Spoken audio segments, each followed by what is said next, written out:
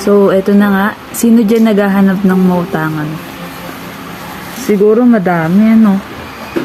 So, may sasabihin ako sa inyo application. Sa Tala. Ano ba Tala? Siguro hindi pa.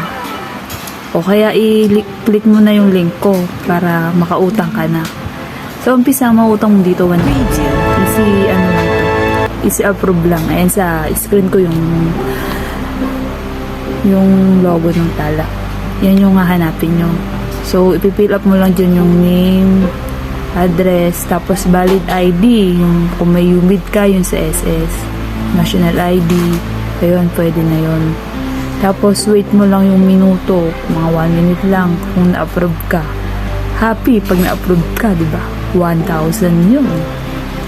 Tapos, ilalagay mo din kung ilan yung income mo dyan. Try nyo na. Para, diba, happy-happy.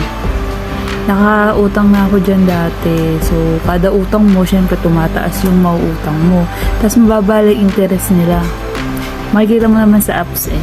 Ayan, pinapakita ko sa screen ko. So, matatapos na ulit yung 1 minute natin.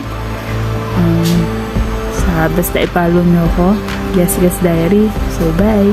Salamat sa panonood.